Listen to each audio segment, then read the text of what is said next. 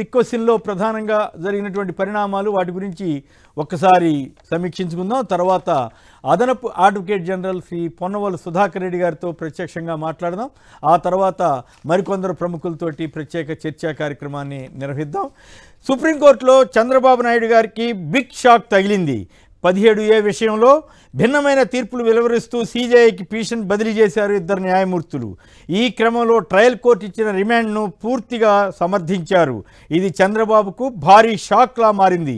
ఈ కేసులో చంద్రబాబుకు 17A వర్తించదని 2018లో వచ్చిన సవరణ ఆధారంగా చేసుకుని కేసును క్వాష్ చేయలేమని అంటే కొట్టివేయలేమని జస్టిస్ బేలా త్రివేది స్పష్టం చేశారు. అధికారాన్ని అడ్డుపెట్టుకుని నేరానికి పాల్పడిన వారికి 17A రక్షణ ఉండకూడదని కూడా ఆమె స్పష్టత ఇచ్చారు. అవినీతి నిరోధక చట్టంలో ఇచ్చిన మినహాయింపు కేవలం ఉద్యోగులు కక్ష సాధింపులకు గురి కావద్దని మాత్రమేనని కూడా ఆమె తన తీర్పులో తెలిపారు. గవర్నర్ అనుమతి లేదనే కారణంగా FIRను క్వాష్ చేయడం కుదరదని ట్రయల్ కోర్టులో ఇచ్చిన రిమాండ్ పూర్తిగా సవ్వేనని కూడా తెలిపారు. ఈ అంశంలో జస్టిస్ బోస్ కూడా ఏకీభవించారు. కేవలం అనుమతి లేనంత మాత్రాన రిమాండ్ ఆర్డర్ నిర్వీర్యం కాదని అన్నారు. అయితే 17A విషయంలో జస్టిస్ బోస్, జస్టిస్ బేలా త్రివేది 17Aపై భిన్న తీర్పులు వెలువరించడంతో Chandrababu quash petition chief justice నేతృత్వంలోని విస్తృత ధర్మాసనానికి బదిలీ అయింది. ఇంతకీ బాబు క్వాష్ పిటిషన్పై తర్వాత ఏం జరగబోతోంది? క్వాష్పై బాబు పెట్టుకున్న ఆశలన్నీ అడియాసలేనా? దీనిపైన ముందుగా సుధాకర్ రెడ్డి గారితో మాట్లాడదాం. సుధాకర్ రెడ్డి గారు నమస్కారం అండి. నమస్కారం శ్రీనివాసరావు గారు. నమస్కారం. బాగున్నారా? ఇద్దరు పాత కాపులే. పాత కాపులే. ఆ తర్వాత ఇక మనం ఆ ఇష్యూలోకి వెళదాం. సుధాకర్ రెడ్డి గారు, ఈ రోజు వచ్చినటువంటి సంచలనమైనటువంటి తీర్పుపై ఓవరాల్గా మీ అబ్జర్వేషన్ ఏమిటి? శాలియంట్ ఫీచర్స్ ఏమిటి? ఆ తర్వాత పర్యవసనాలు, ఆ తర్వాత సిఐడి ఏం చేయబోతోంది, ఇప్పటికే ముందస్తు బెయిల్ పొందినటువంటి కేసుల్లో ఏం జరగబోతోంది, వీటన్నిటి మీద ఒక్కొక్క దాని మీద మీ నుంచి వివరణ తీసుకునే ప్రయత్నం చేస్తాను. ప్రేక్షకులకు కూడా పూర్తిగా అసలు ఏం జరిగింది, ఎట్లా ఏం పరిణామాలు, వీటి మీద మీ విలువైన అభిప్రాయాలు తెలియజేయాలని ఆశిస్తున్నాను. ముందుగా సుప్రీంకోర్టు తీర్పులోని విశిష్టమైనటువంటి అంశాలు ఏమిటి, మీ అబ్జర్వేషన్ ఏమిటి సార్? చంద్రబాబు గారు గత కొద్ది నెలల కింద అరెస్ట్ అయిన రోజు నుంచి మరి వారు రిమాండ్ అయిన రాత్రి కాడి నుంచి వారు జైలు జీవితం గడిపిన కాడి నుంచి ఒక సెక్షన్ ఆఫ్ మీడియా ఆంధ్ర రాష్ట్ర ప్రజల మీద ఒక మానసిక దాడి ప్రచారంతో చేసిందనే దానికి చాలా చింతిస్తున్నా. ఇది మీకు తెలుసు, ప్రజలందరికీ తెలుసు. ఒక గోబెల్స్ ప్రచారం నిరంతరం ప్రతి క్షణం అనుక్షణం వ్యవస్థలను వేటాడారు, ప్రభుత్వాన్ని వేటాడారు. ప్రభుత్వానికి సంబంధించి ప్రభుత్వం తరఫున నేను న్యాయస్థానాల్లో ప్రభుత్వం వాదనలు వినిపించినటువంటి నన్ను వేటాడారు, వేధించారు. ఈ ప్రజలకి వాళ్ళు ఏం చెప్పదలుచుకున్నారంటే చంద్రబాబు అరెస్ట్ అక్రమమని, రిమాండ్ అక్రమమని, జైలుకు పంపించడం అక్రమం అని వారు చంద్రబాబు శుద్ధపూస, కడిగిన ముత్యము, న్యాయం గెలవాలి ఇటువంటి విషయాలతో ఈ రాష్ట్ర ప్రజల చెవులు మోగిచ్చి శంఖారావం చేశారు. అవన్నిటికీ ఈరోజు తెరపడ్డాయి. గౌరవ సుప్రీంకోర్టు వారు వాళ్ళ ప్రేయర్ ఇన్ ది SLP అసలు మొదట ఏంటంటే crime number 29 was registered against him for the offences crime number 21/29 of 2021 of CIDPS Mangalagiri. 120B చాలా ఇంపార్టెంట్ అండి. 120B 166 167 418 420 465 468 471 477A 409 read with 109 34 and 37 IPC and 13(2) read with 13(1)CD of Prevention of Corruption Act 1988 కింద case register అయ్యి ఉంది. వారు remand అప్పుడు కూడా ఈ ఏ సెక్షన్లో మాకు అప్లికబుల్ కాదు అని వాదన తీసుకొచ్చారు. గౌరవ ఏసీబీ జడ్జి వారు అవి పరిగణలోకి తీసుకోకుండా త్రోసివేసి రిమాండ్ చేయడం జరిగింది. తర్వాత హైకోర్టులో నెక్స్ట్ డే క్వాష్ పిటిషన్ వేశారు. ఈ సెక్షన్స్ ఏఈ మాకు అప్లై కావు, ఎందుకంటే 17A is a bar against registration of a crime number. That was the main contention. గౌరవ ఏపీ హైకోర్టు వారు ఆ వాదనలు కూడా పరిగణలోకి తీసుకోకుండా వాళ్ళు వేసిన క్వాష్ పిటిషన్ డిస్మిస్ చేశారు. ఫైనల్గా ఎస్ఎల్పి వేశారు, something like appeal against the high court judgement. ఈరోజు గౌరవ సుప్రీంకోర్టు న్యాయమూర్తి వారు, సుప్రీంకోర్టులో బెంచ్ ఉంటారు, his lordship justice Aniruddha Bose and her lordship justice Bela Trivedi బెంచి ఈరోజు తీర్పు చెప్పడం జరిగింది. బేలా త్రివేది గారు చాలా స్పష్టంగా చెప్పడం జరిగింది, 17A can never be a shelter for a corrupt people. They cannot take shelter of 17A and do what ever they want and take the aid of 17A అని చెప్తూ తీర్పు చెప్పడం జరిగింది. 17A వారి వాదనలో చెప్పినటువంటి 17A అప్లికబుల్. ఎఫ్ఐఆర్ కొట్టేయమని, ముఖ్యంగా వాళ్ళు ఎఫ్ఐఆర్ క్వాష్ చేయమని, వాళ్ళ వాదన ఎఫ్ఐఆర్ క్రైమ్ నెంబర్ 29 క్వాష్ చేయమని అడిగారు. అది క్వాష్ చేయలేదంటే FIR still valid. The honourable supreme court never quash the FIR. అది ఒక్కటి మటుకు మీరు పాఠకులు గుర్తుపెట్టుకోవాల్సిన అవసరం ఉంది. FIR the honourable supreme court refuse to quash and made a finding arrest సక్రమం, రిమాండ్ సక్రమం, కాన్సిక్వెన్షియల్గా వారి జైలు జీవితం కూడా సక్రమం అనే తీర్పు వచ్చింది కదా ఈరోజు. 17A specifically is not applicable to Chandrababu Naidu's case చాలా స్పష్టంగా బేలా త్రివేది గారు జడ్జిమెంట్ చెప్పారు. కానీ రెండో జడ్జి గారు అనిరుద్ బోస్ గారు ఆ 17A వర్తిస్తుందని ఎట్లా అవగాహనకు వచ్చారు? కొంత పార్ట్లీగా ఎలవ్ చేశారనేది వచ్చింది కదా. అఫ్కోర్స్ ఆయన కూడా రిమాండ్ వీటన్నిటిని సమర్థించారు కాబట్టి ఓవరాల్గా చంద్రబాబు గారికి వ్యతిరేకంగా వచ్చినమాట వాస్తవం. కానీ ఆ పర్టికులర్ 17A వల్ల చంద్రబాబు గారికి ఏమన్నా రిలీఫ్ వచ్చినట్ల? అనిరుద్ బోస్ కూడా కారు కూడా 17A బేస్ చేసుకొని ఎఫ్ఐఆర్ క్వాష్ చేయలేదు. అది ఒక్కరు మీరు గమనించాల్సిన విషయం. అవును, వారు 17A బేస్ చేసుకొని ఉంటే ఎఫ్ఐఆర్ క్వాష్ చేసేయాలి. Because registration of crime is itself bad in law. అవును. So that is the main salient feature. అంటే ఇక్కడ నాకు ఒక డౌట్, అంటే సుధాకర్ రెడ్డి గారు నాకు డౌట్ ఏమంటే, అని బేలా త్రివేది గారు చాలా క్లారిటీగా రెండు విషయాల్లోనూ స్పష్టంగా చెప్పేశారు. ఏమని? 17A cannot be applicable to the corrupt cases అని చాలా స్పష్టంగా చెప్పేశారు. కానీ వేరే రెండో జడ్జి గారు అదే అనిరుద్ బోస్ గారు వచ్చేసరికి కొద్దిగా లీనియంట్ వ్యూ తీసుకుని 17A తీసుకుని ఉండాల్సింది, ఇప్పుడైనా తీసుకోండి అనడం ద్వారా ఎట్లా అది ఇద్దరు జడ్జిల మధ్య వైరుధ్యం, న్యాయ వ్యవస్థలో ఇలాంటి సమస్యలు వచ్చినప్పుడు ఎట్లా పరిష్కారం అవ్వాలి? అఫ్కోర్స్ అప్పీల్కి వెళ్ళొచ్చు, ఇంకా అదే చీఫ్ జస్టిస్ దగ్గరికి వెళ్ళొచ్చు, కానీ బట్ చూసే వాళ్ళకి మాబోటి సామాన్యులకి ఏమిటి ఇద్దరు జడ్జిలు ఇట్లా ఎందుకు ఇచ్చారనే ఫీలింగ్ రాదా? అది ఒక్కొక్కరు పర్స్పెక్టివ్. జస్టిస్ అనిరుద్ బోస్ గారు కూడా వారు అది సంపూర్ణంగా నమ్ముంటే ఎఫ్ఐఆర్ క్వాష్ చేసేవారు. అవును,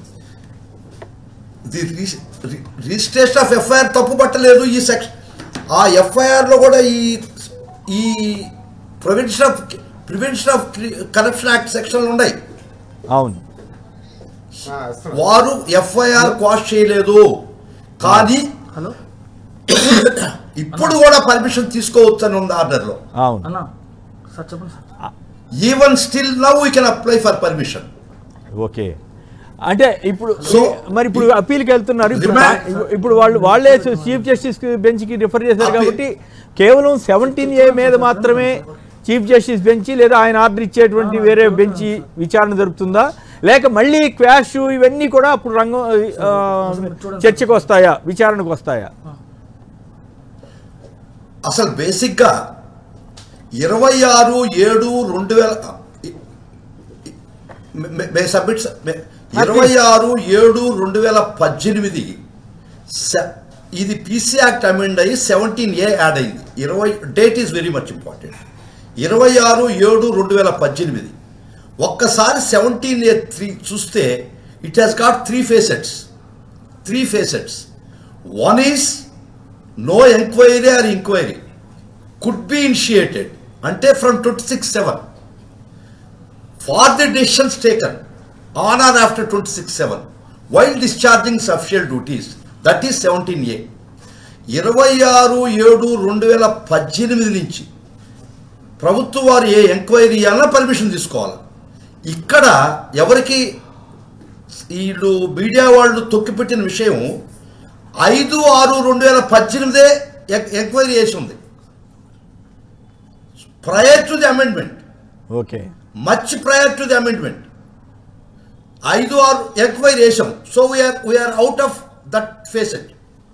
wild discharge for the decisions taken 26/7/2018 తర్వాత నిర్ణయాలు మేము క్వశ్చన్ చేస్తే పర్మిషన్ తీసుకోవాలి. ఈ నిర్ణయాలు 2014, 15, 16, 17 దాకా నేను తీసుకున్న నిర్ణయాలు. ఈ skill development scam start to finish before the amendment అయిపోయింది. సో ఆ ఫేసెట్లో కూడా మేము లేవు. మూడోది while discharging official duties 409 section కూడా దీనికి యాడ్ అయ్యి ఉంది. So criminal breach of trust is not part of discharging official duties. So ఒక ప్రభుత్వ ఉద్యోగి ఒక దొంగతనం చేస్తే దీని కింద రాదు కదా, ఈ ప్రొటెక్షన్ రాదు. ఆ విధంగానే కేరళ హైకోర్టులో prevention of corruption act 409 add చేసినటువంటి కేసులో ఈ 17A అప్లికబిలిటీ మీద కేరళ హైకోర్టులో ఫస్ట్ ఈ విధమైన పరిస్థితి ఉద్భవించింది. గౌరవ కేరళ హైకోర్టు వారు పీసీ యాక్ట్ 409 ఉంటే 17A అప్లికబుల్ కాదు అని చాలా స్పష్టంగా చెప్పింది. ఆ జడ్జిమెంట్ గౌరవ సుప్రీంకోర్టుకు తీసుకొచ్చారు. సుప్రీంకోర్టు కూడా కన్ఫర్మ్ చేసింది, if PC act is blended and added with 409 17A is not specifically applicable అనేది చాలా స్పష్టంగా చెప్తుంది. ఇప్పుడు కూడా గౌరవ జడ్జి అనిరుద్ బోస్ గారు సో 17A పర్మిషన్ తీసుకోకుండా ఎఫ్ఐఆర్ రిజిస్టర్ కొట్టేసి ఉండాలి. Quash FIR should have been quashed. Correct. కొట్టేలేదు అర్థం అంటే ఇప్పుడు పర్మిషన్ తీసుకోమని కూడా రాసి ఉన్నాడు. కరెక్టే. ఇప్పుడు అంతవరకు వచ్చి అర్థమైంది సార్. నా ప్రశ్న, బేసిక్ ప్రశ్న ఏమంటే, ఇది చీఫ్ జస్టిస్ వారు ఏర్పాటు చేసే బెంచ్కి ఈ కేసు వెళ్ళినప్పుడు కేవలం 17A వరకే పరిమితమై విచారణ జరుగుతుందా, లేక మొత్తం మళ్ళీ ఎఫ్ఐఆర్ కానించే అన్నీ కొట్టేటాలా, లేకపోతే ఉంచటాలా? ఈ రిమాండ్ రిపోర్ట్లు ఇవన్నీ ఇప్పుడు సర్టిఫై చేశారు కదా ఒక రకంగా చెప్పాలంటే సుప్రీంకోర్టు ఈ ఇద్దరు జడ్జిలు, దాన్ని మళ్ళీ అక్కడ తిరగదోడే అవకాశం ఉందా?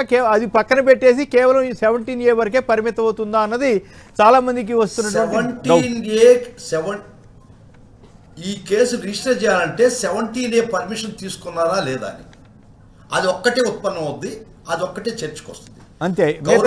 అంటే దీని ప్రకారం సుప్రీంకోర్టు చీఫ్ జస్టిస్ గారి బెంచ్కి వెళ్ళినా లేదా ఆయన నియమించిన బెంచ్కి వెళ్ళినా చంద్రబాబు గారి మీద కేసు పోదు, ఎఫ్ఐఆర్ పోదు, రిమాండ్ని తప్పుపట్టే అవకాశమే లేదు. సో అది యథాతథంగా ఉంటుందనేది మీ అభిప్రాయం. చాలా మంచి ప్రశ్న అడిగారు మీరు, చాలా మంచి ప్రశ్న అడిగారు.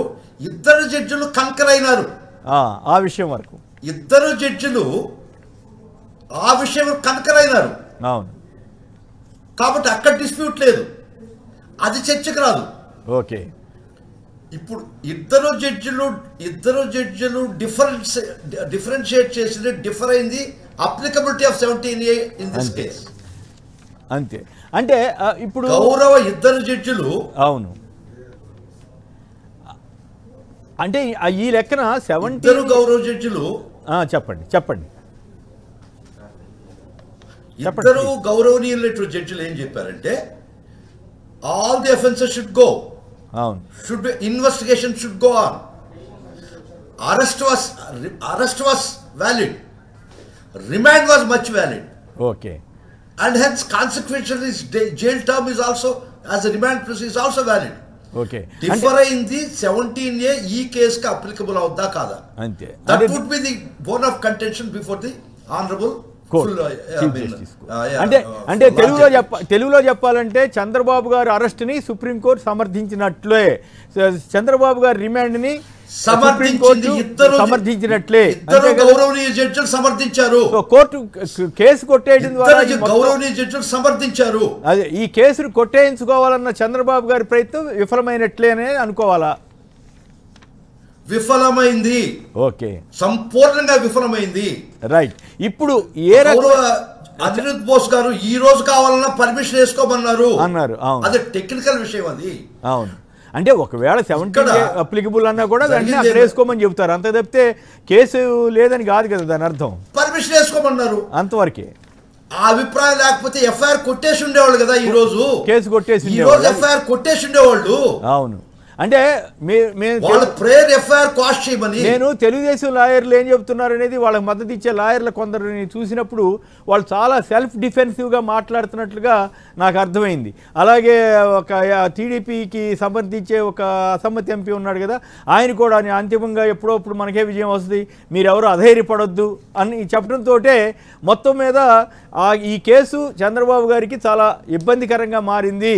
ఇంతకాలం జరిగిన ప్రచారం అవాస్తవం తేలింది అనే పరిస్థితి వచ్చింది. ఇప్పుడు చంద్రబాబు గారికి ఏ రకమైన షాక్ అవుతుంది, తదనంతర పరిణామాలు ఏ రకంగా ఉంటాయి, మీరు దాని మీద క్లారిఫికేషన్ ఇస్తారా? ముఖ్యంగా వారు అంతిమ విషయం పొందాయని ఎవరో మీరు చెప్పారు. ఎవరు ఆయన పేరు నాకు తెలియదు. ఆయన పేరు ఏం పేరు మర్చిపోయాను నేను. ఎంపీ పేరు మర్చిపోయాను. అంటే తెలుగుదేశం వాళ్ళకి ధైర్యం చెప్పడం కోసం నాకు గుర్తు. అంతిమ విజయం మందే అంటే ఈరోజు విజయం ఈరోజు అపజయమేనే కదండి.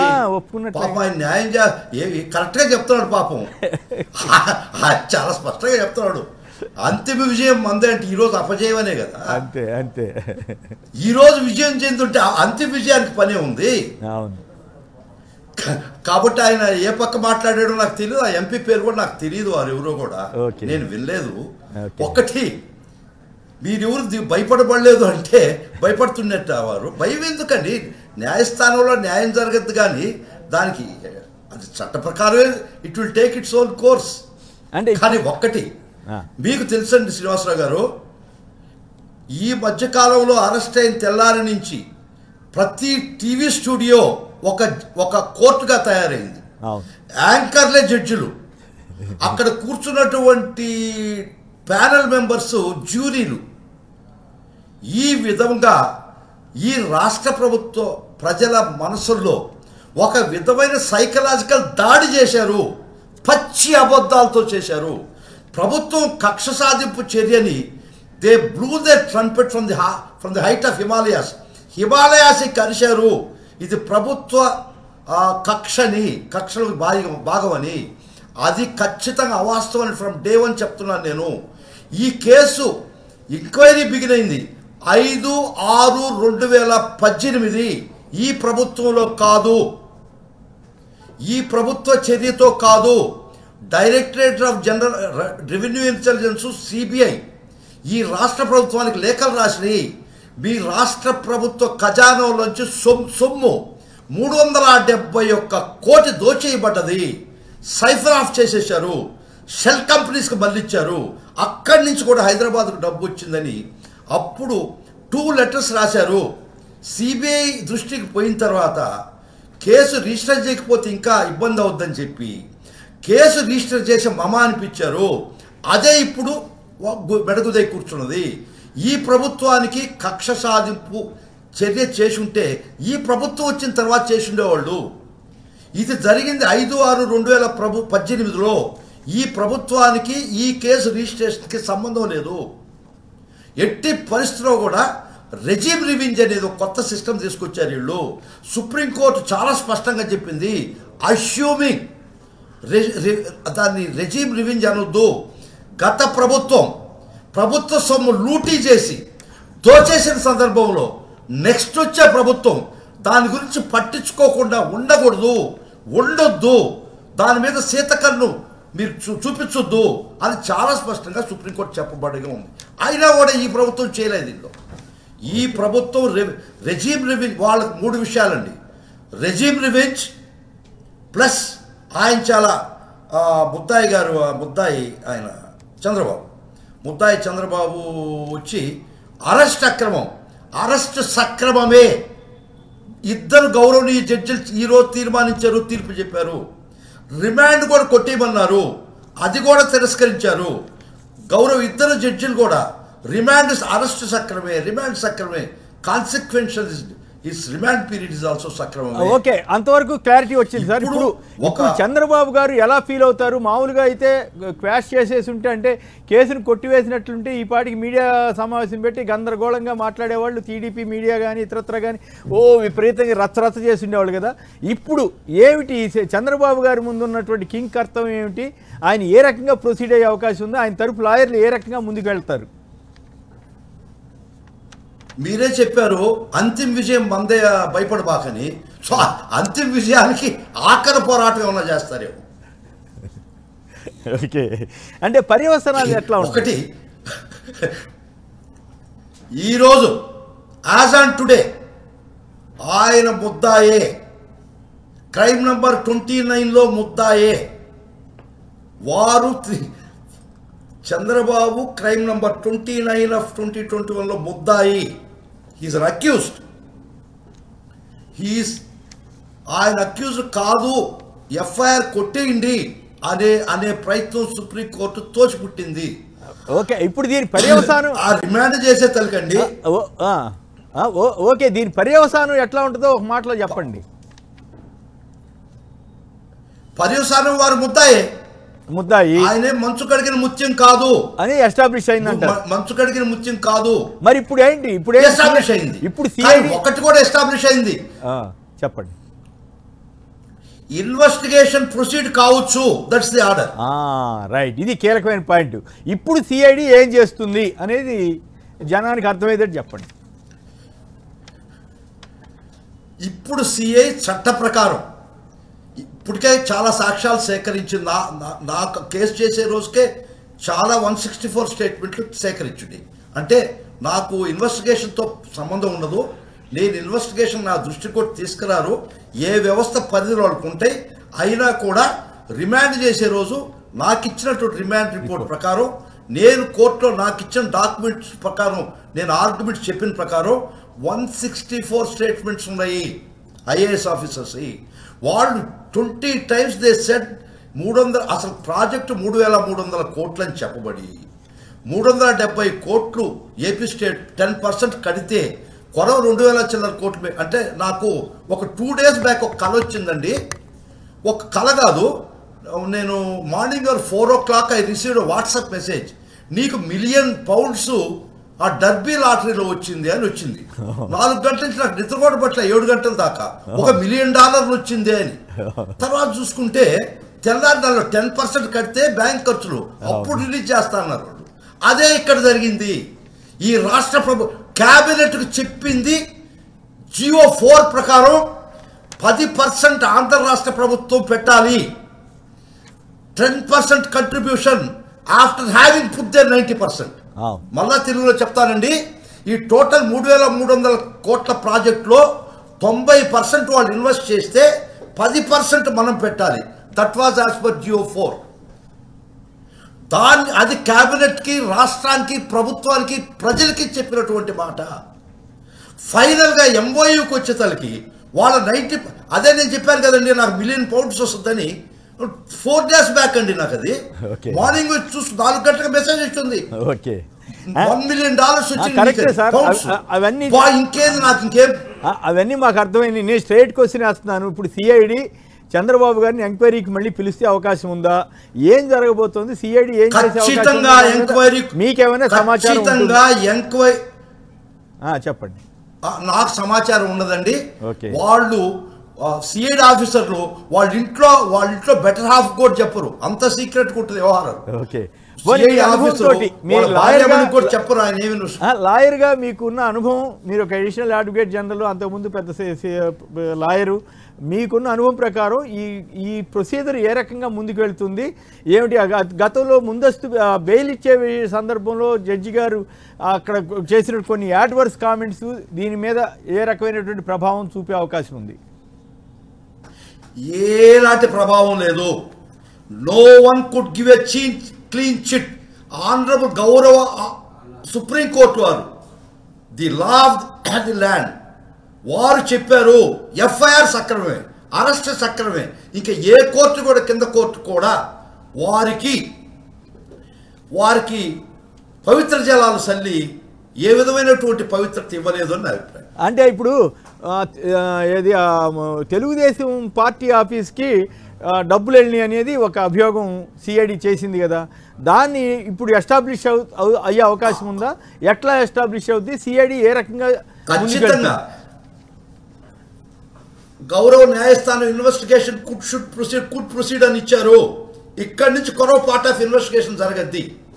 అంటే హైకోర్టులో దాని మీద సందేహం, హైకోర్టులో దాని మీద సందేహం వ్యక్తం చేశారు కదా, దాని మీద ఇప్పుడు ఎట్లా సిఐడి ప్రొసీడ్ అయ్యే అవకాశం ఉంటుంది? గౌరవ హైకోర్టు వారి సందేహాలకి ఇంకా తావులేదు. ఓకే, సో అవి నల్ అండ్ వాయిడ్ అవుతాయా? ఇప్పుడు అసలు వాళ్ళ అభిప్రాయం, that's not ratio district obiter dicta అంటారు అది. అది వాళ్ళ అభిప్రాయమే. ఆ అభిప్రాయం అయితే కేసు విచారణలో ఇంకేం పడలే. ఒక చిన్న అభిప్రాయం ఇచ్చేస్తే ట్రయల్ కూడా జరిగే పరిస్థితి ఉండదు. ఇప్పుడు ఎఫ్ఐఆర్ సక్రమమే, ఓకే, అరెస్ట్ సక్రమే అన్నప్పుడు, ఎఫ్ఐఆర్ సక్రమం అన్నప్పుడు ఈ సెక్షన్లు అన్నీ సక్రమే. అవును, including PC act. Okay, including PC act. అయితే పీసీ యాక్ట్ కొట్టే ఎఫ్ఐఆర్ కాస్ట్ చేసి ఉండాలి అదర్వైజ్. అవును, కానీ ఇప్పుడు కూడా పర్మిషన్ పెట్టుకోవచ్చు. ఓకే, కాబట్టి ఏవి ఇక్కడ మంచు గడిగిన ముఖ్యంగా ప్రభుత్వం బయటపడదు. ఏ విధమైన కక్ష సాధింపు, ఎందుకంటే I was also the sufferer. మీ మీద కూడా దాడి, along with institutions, along with the government. Mud slinging ఎంత దాకా పోయిందంటే, నేను ప్రభుత్వం తరఫున వాదనలు వినిపిస్తుంటే తిరిగి కోర్టులో ఎదుర్కోవాలి నన్ను వాదనతో. వీధిలో కూడా నన్ను ఈ వీధిలోకి లాగి అది కొన్ని గ్రూప్స్ ఉంటాయండి, వీళ్ళందరికీ ఇదే పని. వ్యక్తిత్వ హననం, వ్యవస్థలను భయపెట్టడం, న్యాయ వ్యవస్థను కూడా భయపెట్టారండి వీళ్ళు. ఆఖరికి గౌరవ ఏసీబీ జడ్జి గారు వారు రిమాండ్ చేస్తే ఎంత దుర్మార్గమైన ట్రోలింగ్స్ చేశారంటే, ఇక్కడ స్త్రీ అని ఎవ్వరూ లేరు. వాళ్ళకి అనుకూలంగా ఏ వ్యవస్థ పని చేయకపోయినా, ఏ వ్యక్తి పని చేయకపోయినా మడ్ స్లింగింగ్, వాళ్ళని హననం అది దట్ ఈస్ ది టాక్టిక్స్. దానిలో నేను కూడా ఒక బాధితుడిని. రైట్. అంటే మీరు కూడా బాధితులైన సుధాకర్ రెడ్డి గారు, ఇక్కడ మిగతా కొందరు గెస్టులు ఉన్నారు. జూపూడి ప్రభాకర్ రావు గారు, ఆంధ్రప్రదేశ్ ప్రభుత్వ న్యాయ సలహాదారు, అలాగే శ్రీ మన వెంకటరామిరెడ్డి గారు, లా ఎక్స్పర్టు, ఆయన ఇన్కమ్ ట్యాక్స్ సంబంధించి, అలాగే వెంకటేష్ శర్మ గారు కూడా మనతో జాయిన్ అవుతారు. మీకు అభ్యంతరం లేకపోతే వాళ్ళు కూడా మీతోటి మిమ్మల్ని ఏదన్నా అడగొచ్చా? అడగొచ్చు sir. Right, no problem. Right. Venkataramireddy additional AG గారు ఉన్నారు. నా ప్రశ్న ఏమంటే, ఈ కేసు ఇకపై ఎట్లా ముందుకు వెళ్తుంది, ఏం జరుగుతుంది, సిఐడి పాత్ర ఏమిటి, అడిషనల్ ఏజీ గారి పాత్ర ఏమిటి, ఏం జరగబోతోందని మీరు అనుకుంటున్నారు? మీరు ఏజీ గారితో కూడా మాట్లాడచ్చు కావాలి. ఈ గత 5-6 నెలలుగా సెప్టెంబర్ 9వ తేదీ చంద్రబాబు నాయుడు గారిని అరెస్ట్ చేసిన దగ్గర నుంచి ఇప్పటిదాకా జరిగినటువంటి పరిణామాలన్నీ కూడా మళ్ళీ ఒకసారి సంక్షిప్తంగా సుధాకర్ రెడ్డి గారు మనమంతా కూడా అనలైజ్ చేసుకొని ప్రజలకు కూడా చెప్తే, ఏదో చంద్రబాబును అరెస్ట్ చేశారు, ఏదో కేసు నడుస్తుంది మర్చిపోయారు. అందరూ జరిగింది ఏంటో మర్చిపోయారు. మళ్ళీ వీళ్ళందరూ కూడా తెలియపరచాలి. ఈరోజు వచ్చినటువంటి జడ్జిమెంట్ దేని గురించి వచ్చింది? చంద్రబాబు నాయుడు గారు ఆయన పైన అభియోగము, ఆయన మంత్రివర్గం పైన అభియోగము, వాళ్ళు గవర్నర్ ద్వారా అపాయింట్ అయ్యారు కాబట్టి వాళ్ళు అభియోగాన్ని వాళ్ళు యాక్సెప్ట్ చేయాలి. ఆ అభియోగం ఏంటంటే 371 కోట్ల రూపాయల ప్రభుత్వ ధనాన్ని స్కిల్ డెవలప్మెంట్ కార్పొరేషన్ అనేటువంటి ఒక గవర్నమెంట్ తరఫున ఒక కార్పొరేషన్ని ఎస్టాబ్లిష్ చేసి, అప్పటికప్పుడు అతి త్వరగా ఎస్టాబ్లిష్మెంట్ చేసి, దాంట్లో మంత్రివర్గం యొక్క అప్రూవల్స్ లేకుండా కొందరిని అడ్డుపెట్టుకొని చంద్రబాబు నాయుడు అతని సహచరులు దీంట్లో డబ్బుల్ని దోచేశారు 371 కోట్లు అనేది అభియోగం.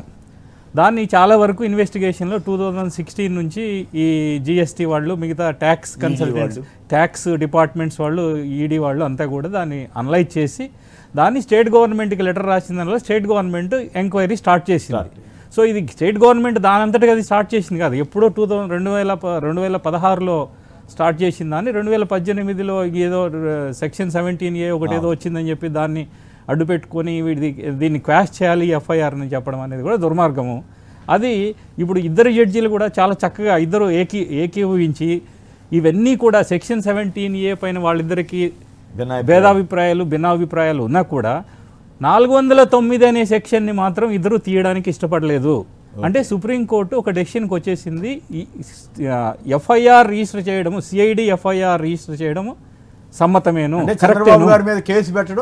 సమ్మతమేను. అంటే సమ్మతం అంటే ఖచ్చితంగానే వాళ్ళు ఎటువంటి ప్రలోభాలకి పాల్పడకుండా వాళ్ళు ఖచ్చితమైన కేసే వేశారు. అట్లానే కోర్టు వారు కూడా, ఏసీబీ కోర్టు కూడా రిమాండ్కు పంపించడము వాస్తవము, దాన్ని కూడా వాళ్ళు సమర్థించారు. తర్వాత ఒక ఎఫ్ఐఆర్ని క్వాష్ చేయడానికి 99%, 99% దాదాపు కేసుల్లో ఎఫ్ఐఆర్ అనేది సుప్రీంకోర్టు ఎక్కడ కూడా ఇంటర్మీడియట్గా చేయదండి. హైకోర్టు వారు కూడా చేయరు అంత ఈజీగా. అంటే వాళ్ళ మధ్యలో, అంటే విచారణని మధ్యలో ఎదుర్కొన్నట్టుగా లేకపోతే ఆపినట్టుగా అయిపోతుంది. పూర్తి విచారణ జరగాలి, కింది వారికి కింది కోర్టుకు అవకాశం ఇవ్వాలి. ఇవన్నీ జరిగిన తర్వాత ఈ ఇద్దరు జడ్జీలు కూడా ఒక్క 17A అనే ఒక్కదానిపైనే సెక్షన్ పైనే విభేదించడం జరిగింది తప్ప ఇతని అరెస్ట్ని ఎక్కడా వద్దనలేదు. తర్వాత 409ని తీసేయాలి, ఎఫ్ఐఆర్ని రద్దు చేయాలనే దాన్ని అది వాళ్ళు అసలు ఒప్పుకోలేదు. 409 కన్నా 409 కన్నా రేపు సిఐడి వాళ్ళు ప్రూవ్ చేయగలిగితే చంద్రబాబు నాయుడు గారికి యావజ్జీవ జైలు పడుతుంది. మనం చర్చా కార్యక్రమం మనం ఒకటి గుర్తుపెట్టుకోవాల్సింది, నేను సాక్షి ప్రేక్షకులకి సాక్షి టీవీ వాళ్ళకి ఒక అప్రిసియేషన్ ఇవ్వాలనుకున్నాను. మన చర్చలు చాలా ఫలవంతంగా, సత్యానికి చాలా దగ్గరగా మన చర్చా కార్యక్రమాలు జరిగినాయి. మన పాత చర్చా కార్యక్రమాలు గత 30-40 చర్చా కార్యక్రమాలు మీరు తీసుకుంటే మనం అందరం కూడా చాలా గర్వించాల్సిన విషయం. అంటే మనం ఈ చర్చల్లో ఏవైతే మనం క్వాంటిఫై చేసి ఈ విధంగా అనలైజ్ చేసేసి మనం చేసామో కరెక్ట్గా జడ్జీలు ఆ పాయింట్కి చాలా దగ్గరగా వచ్చారండి. ఓకే, సో దేర్ఫోర్ దీన్ని మనం అందరం అభినందించాలి, ఆనందించాలి కూడా. మనం ఏదైతే చర్చలో ఈ ఇష్యూస్ అన్నిటిని మనం అనలైజ్ చేసామో అవన్నీ కూడా నిజానికి దగ్గరగా, జడ్జీలు చెప్పిన దానికి దగ్గరగా ఉన్నాయంటే మనం చాలా నిజాయితీగా అనలైజ్ చేసామనేది అర్థం. అందుకని ఇప్పుడు కూడా సుధాకర్ రెడ్డి గారిని ఏమడుగుతున్నానంటే ఆయన చెప్పట్లేదు CID what is going to do అంటే ఇప్పుడు సుధాకర్ రెడ్డి గారిని అడకత్తెరలో పెట్టినట్టు అవుతుందండి.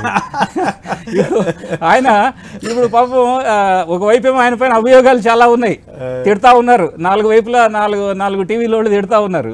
ఇప్పుడు జరగబోయేది ఇది ఈ విధంగా జరుగుతుందంటే సిఐడితో ఈయన కుమ్మక్కాయడు, రేపు ఈయన తీసేయండి అనే చెప్పడం లేదనమాట. సో ఆయన కరెక్టే, ఆయన చెప్పడానికి చెప్పకూడదు కూడా. పోనీ మీరు చెప్పండి అట్లయితే. అయితే ఇప్పుడు జరిగిన దానికి ఇంకేముందండి, దీన్ని మళ్ళీ సుప్రీంకోర్టు ప్రధాన న్యాయమూర్తి గారు డిసైడ్ చేసి మళ్ళీ 3 జడ్జీల 5 జడ్జీల అని డిసైడ్ చేసి, ఇప్పుడు నేను అది అడిగాను సుధాకర్ రెడ్డి గారు, 17A పక్కన పెడదాం, 17A వరకే ఈ విచారణ జరుగుతుంది, మిగతా 17A పక్కన పెట్టి మిగతా సెక్షన్లు దాదాపు 13-14 సెక్షన్ల కింద కేసులు వేశారు కదండి. ఈ 13-14 సెక్షన్లు అనలైజ్ చేయకుండా కేసు వేయలేదుగా. చాలా జాగ్రత్తగా ఆలోచించి దేని కిందకు వస్తాడు, దేని కింద ఎక్కడెక్కడ తప్పులు జరిగినాయి, ఈ తప్పులన్నింటినీ వాళ్ళు విచారించాల్సినటువంటి అవసరం ఉంది. వాళ్ళు విచారించడానికి కోర్టులు అవకాశం ఇచ్చినాయి. ఇప్పుడు హైకోర్టు కానీ సుప్రీంకోర్టు కూడా అవకాశం ఇచ్చినట్టే. ఇప్పుడు వీళ్ళు సిఐడి వాళ్ళు జాగ్రత్త పడి మళ్ళీ ఫర్దర్గా ఏవేవో ఆర్డర్లు తెచ్చుకొని ఇంకేమైనా లొసుగులు వెతికి వాళ్ళు ఏమైనా చేసే లోపట్నే చంద్రబాబు గారికి నోటీస్ ఇచ్చేసి ఇమీడియట్గా అది అయిన తర్వాత, అంటే ఇక్కడ ఏమైనా సరే ఇప్పుడు సీజేకి రెఫర్ చేశారు కాబట్టి దాన్ని అలాగా వదిలేసి మిగతా కార్యక్రమాలను స్టార్ట్ చేసుకొని చంద్రబాబు గారికి నోటీస్ ఇచ్చి మళ్ళీ రావయ్య నా ఎదురుగా కూర్చొని మాకు ఎక్స్ప్లనేషన్ ఇవ్వండి అని అడగొచ్చు. ఇప్పుడు అడగొచ్చు. ఒక్క నిమిషం సుధాకర్ రెడ్డి గారు, what do you say sir? Venkataramareddy గారు నమస్కారం. నమస్కారం సార్. రక్షించారు మీరు. శ్రీనివాసరావు గారు నన్ను అడకత్తిలో పెట్టారు, మీరు నన్ను తప్పించారు. నమస్కారం వెంకటరామరెడ్డి గారు. నమస్కారం. తర్వాత ఇక్కడ వీరు జడ్జిలు ఇద్దరు కూడా అండి చెప్పకపోవడం కాదండి. చెప్పండి సార్. అయితే ఇప్పుడు ఇంకొక విషయం చెప్పాలనుకున్నాను సుధాకర్ రెడ్డి గారు. జడ్జీలు ఇద్దరు కూడా చాలా క్రూషియల్ 2 చోట్ల 2 చక్కటి వాక్యాలు కూడా వినిపించారండి. నేను ఒకటి చెప్తాను. State could now apply and obtain an approval order, he clarified. ఏది 17A కూడా మళ్ళీ కావాలంటే వెళ్ళి మీరు తెచ్చుకోవచ్చు అన్నాడు. తర్వాత he also ruled that the trial court had jurisdiction to pass the remand order and refused to quash it. దాంట్లో ఆయన ఒక వాక్యం ఏమో వాడాడంటే, the special judge had the jurisdiction to pass such an order even though the offences under the PC Act could not have been invoked at that stage. A lack of approval in terms of section 17A of the Act would not make the entire remand order non-est. తెలుగులో చెప్పండి. non-est అంటే ఏమిటో చెప్పండి. Section 17A ని follow కానందువల్ల ఎటువంటి ఇది ఇబ్బంది లేదు. ఇప్పుడు 17A ని పక్కన పెడితే మిగతా కార్యక్రమాలు కంప్లీట్ చేసుకోవచ్చు అంటున్నాడు. అంతేనా అంటున్నాడు. అటైతే దూపుడు గారిని అడుగుదాం. పార్టీ వారికి పార్టీ తరఫున కూడా వారి బాధ్యులు కాబట్టి ఇప్పుడు ఏం జరుగుద్ది, మీరేమనుకుంటున్నారు? అంటే సుధాకర్ రెడ్డి గారితో కూడా మీరు ఇంటరాక్ట్ అవ్వచ్చు. సార్ నమస్తే సుధాకర్ రెడ్డి గారు. సాక్షి టీవీ ప్రేక్షకులకి ప్రత్యేకంగా సంక్రాంతి, ఈరోజు కనుమ. సార్ అందుకే వాళ్ళ ఊర్లో ఉన్నట్టున్నారు కనుమ కాబట్టి, మనిద్దరేమో ఇక్కడ ఉన్నాం. సో యాక్చువల్గా ఈ కేసుని స్టార్టప్ చేసినప్పుడు సార్ ఇది అంటే ఈరోజు ఇద్దరు జడ్జిస్ ఒక్క పాయింట్ మీద డిఫర్ అయి ఉండొచ్చు, కానీ చంద్రబాబు నాయుడు అవినీతి పరుడు కాదు, అతను అవినీతి పరుడు అని చెప్తున్న విధానాన్ని వాళ్ళు ఎక్కడ కాదనలేదు. నంబర్ 1, అతన్ని ఎందుకు మీరు రిమాండ్కి తీసుకొచ్చారు నంద్యాల నుంచి పొద్దున్నే స్టార్ట్ చేసి రాత్రి దాకా, దానికి కూడా ఏమనలేదు, రిమాండ్ చేయొచ్చు అని చెప్పారు. అంటే కామన్ పాయింట్స్ ఇక్కడ తీసుకున్నట్లయితే బోస్ గారు చెప్పింది ఏంటంటే, అంటే ఇప్పుడు వెళ్ళమంటున్నాడు, కావాలంటే మీరు అసలు వాళ్ళందరూ ఏదో అనుకుంటున్నారు కదా, ఆయన పర్మిషన్ తీసుకోలేదు లేకపోతే దేవుడు వరం ఇవ్వలేదు అని, కావాలంటే మీరేందో ఒకసారి ఒక కొబ్బరికాయ కొట్టేసిరండి అని అంటున్నారు. సుధాకర్ రెడ్డి గారు నిలబడింది ఏంటంటే, అక్కడ కొబ్బరికాయ కొట్టాల్సిన అవసరం లేదని నిలబడ్డాడు. ఎందుకంటే హీ హాజ్ గివెన్, పుట్టిన తేదీస్తున్నాడు, అరెస్ట్ చేసిన తేదీస్తున్నాడు. అంటే నువ్వు ఎప్పుడైతే 17A అమెండ్మెంట్ జరిగిందో ఆ డేటు కన్నా ముందు, ఆ డేటు తర్వాత. So there is a clear cut line drawn, ఒక లైన్ ఉంది. It is a common sense. అయితే ఇది ఈ కామన్ సెన్స్ని మనం తేల్చుకోవడం కోసం సుప్రీంకోర్టు దాకా పోవాల్సి వచ్చింది. వాళ్ళు ఎవరు అంటారు చూడండి, కొండందవి ఎలుగును పెట్టారని. ఈ కేసుకు ఇది నిజంగా ఈయన శిక్షార్హుడు అని చెప్తూ ఉంటే, కాదు అని మేనేజ్ చేసుకుంటూ సుప్రీంకోర్టు దాకా వెళ్ళారు. సుప్రీంకోర్టులో అనకూడదు కానీ మహిళా జడ్జి గారు ఒకటి వేసినట్టుగా కనపడింది. ఎవడు చెప్పాడరా మీకు ఇవన్నీ? గ్రామాన్ని నుంచి వచ్చిన సుధాకర్ రెడ్డి గారు, పల్లెటూరు నుంచి వచ్చిన సుధాకర్ రెడ్డి గారు, ఆయన క్రిమినల్ లాయర్ అయి ఉండొచ్చు, ఆయన చెప్పిందే నిజం, క్లియర్గా ఒక లైన్ డ్రా చేయబడింది. అయితే రెండో ఆయన ఏమన్నాడంటే, మీరు వెళ్ళి ఒకసారి ఆయన దగ్గర కూడా మాట్లాడి తెచ్చుకోండి అన్నాడు. ఇక్కడ మళ్ళీ మేము కానీ గవర్నర్ దగ్గరికి వెళ్తే, గవర్నర్ దగ్గరికి వెళితే అంటే దేనికోసం వెళ్ళాలి? ఐ థింక్ అనుమతి కోసం. అసలు అనుమతి అవసరం లేదని ఒక జడ్జి చెప్పారు, మేము చెప్తున్నాం, మీరు కూడా చెప్తున్నారు, అయినా పోయి రావాలే అన్నట్టుగా. ఇదేమన్నా శ్రీకృష్ణ రాయబారమా? కాదు కదా.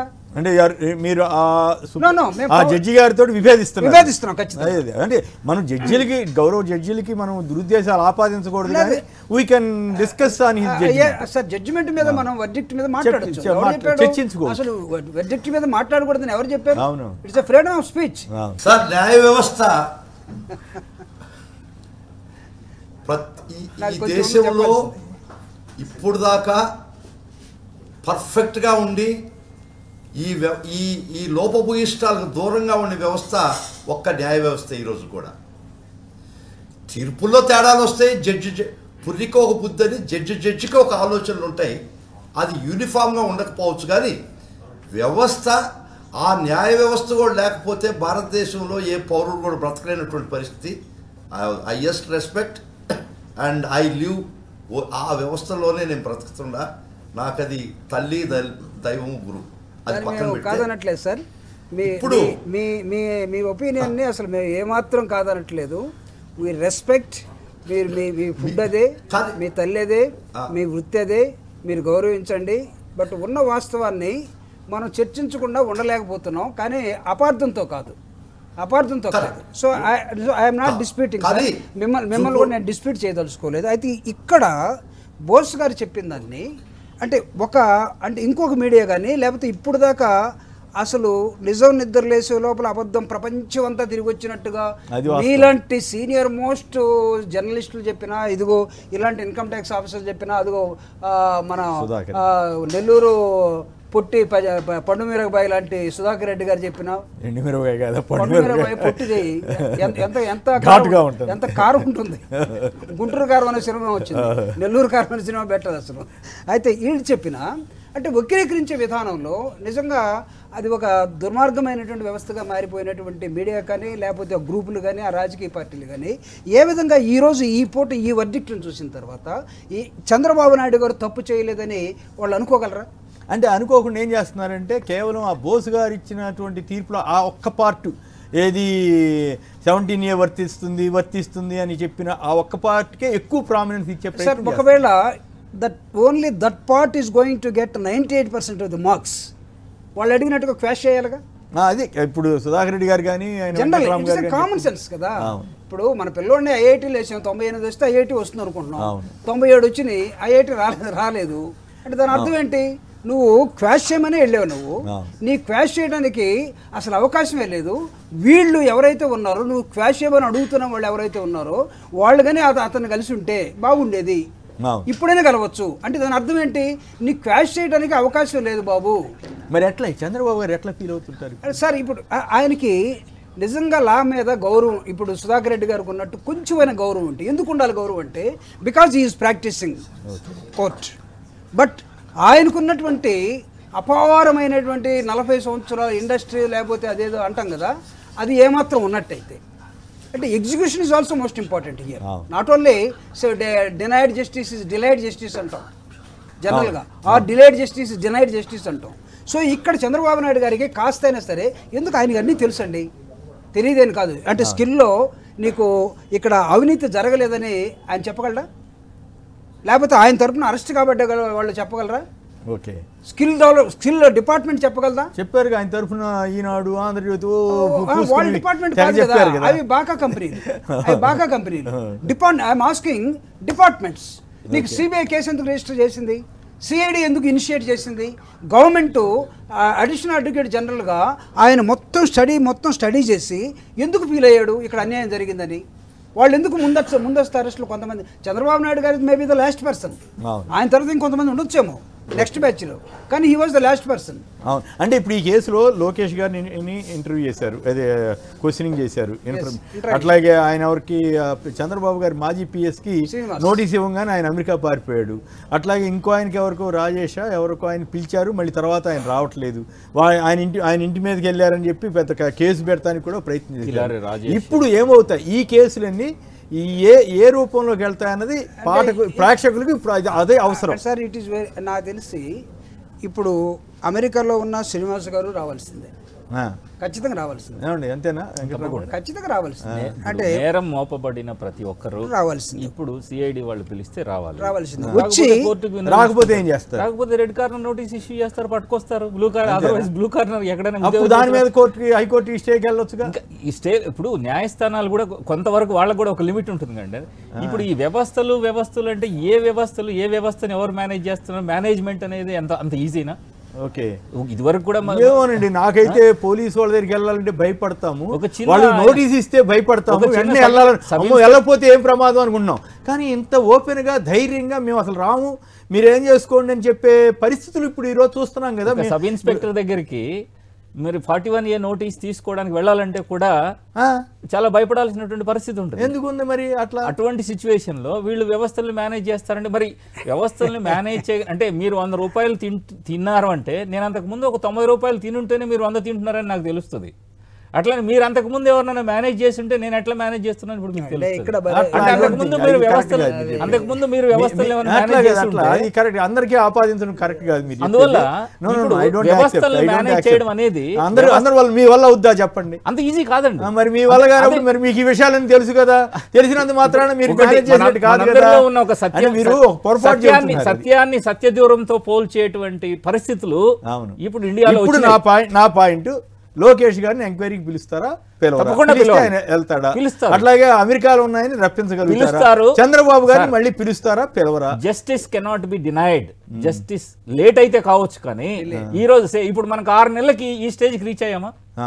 ఇంకో 6 సంవత్సరాలు స్టేజ్ రీచ్ అయ్యామో లేదు నాకైతే అర్థం కావట్లేదు. మళ్ళీ చీఫ్ జస్టిస్ దగ్గర ఉంది కదా, అదే తేలిన దాకా కేసు ఇట్లా. అలాగే ఒకటి అంటే ఇండియాలో సత్య దూరం కాకపోయినా సత్యము ఇప్పుడు ఈ రోజైనా గెలుస్తుంది అనేది వాస్తవము. మీరు జయలలిత కేసు తీసుకోండి, జయలలిత గారి కేసు ఎన్నాళ్ళు నడిచింది, ఎంతకాలం నడిచింది, తర్వాత ఈయనది మన లాలూ ప్రసాద్ యాదవ్ గారి ఎంతకాలం, అంటే ఏదో ఒక టైం గడిచేంత వరకు. అంటే ఒక మనిషి తన జీవితకాలం కూడా ఎదుర్కొనేటువంటి సమస్యలు ఉంటే మనం చెప్పలేం. కానీ ఇప్పుడిప్పుడే జ్యుడిషియల్ యాక్టివిజం కూడా చాలా యాక్టివ్గా ఇంకా కేసులను కూడా త్వరగా పరిష్కారం చేయడం కోసం రకరకాల మార్పులు తీసుకొస్తున్నారు. రకరకాల కేసులు కూడా తర్వాత కోర్టులు కూడా తీసుకొస్తున్నారు. కాబట్టి తప్పకుండా చంద్రబాబు గారికి లేకపోతే లోకేష్ గారిని వీళ్ళందరినీ కూడా మళ్ళీ సిబిసిఐడి వాళ్ళు పిలిచి వాళ్ళని ప్రశ్నించే పరిస్థితి వస్తుంది అనేది తప్పకుండా దగ్గరలోనే ఉందని నేను ఆశిస్తున్నా.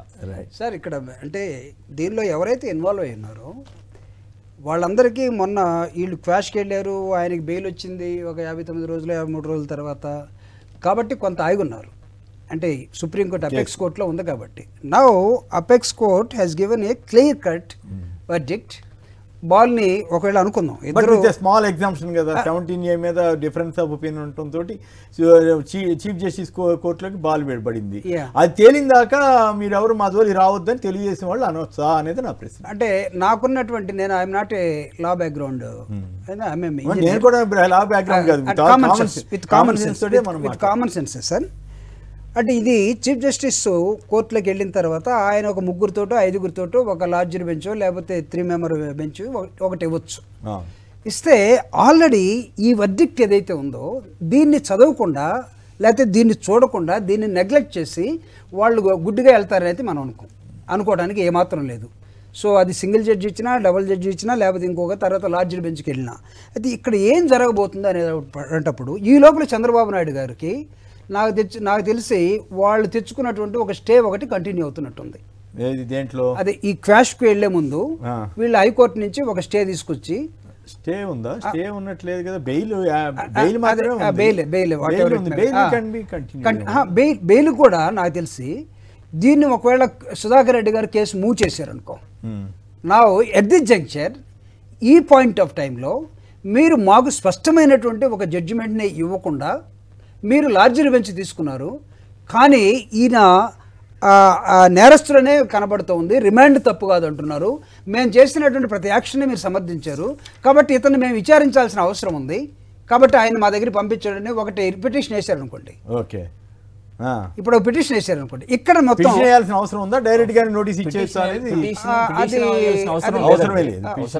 ఒకవేళ డైరెక్ట్ గానే నోటీస్ ఇచ్చారు అనుకుందాం, మేబీ నా లాంగ్వేజ్ లో పిటిషన్ అనొచ్చు, ఇచ్చారు అనుకున్నాం. ఇచ్చినప్పుడు I think nobody will stop that. Okay, అది ఈవెన్ అప్పుడు సుధాకర్ రెడ్డి గారు మీకు అభ్యంతరం లేకపోతే దీనికి సమాధానం చెప్తారా? మీకు ఆయన అభ్యంతరం ఉంటే వద్దు, నేను చెప్తా. ఇక్కడ మొదటి నుంచి తీసుకుంటే చంద్రబాబు మీ షర్ట్ ఇప్పుడు తెల్లగానే కనపడతాను సార్, మీరేం వరి అవ్వక్కర్లేదు, ఇప్పుడు మీ షర్ట్ తెల్లగానే కనపడతాను.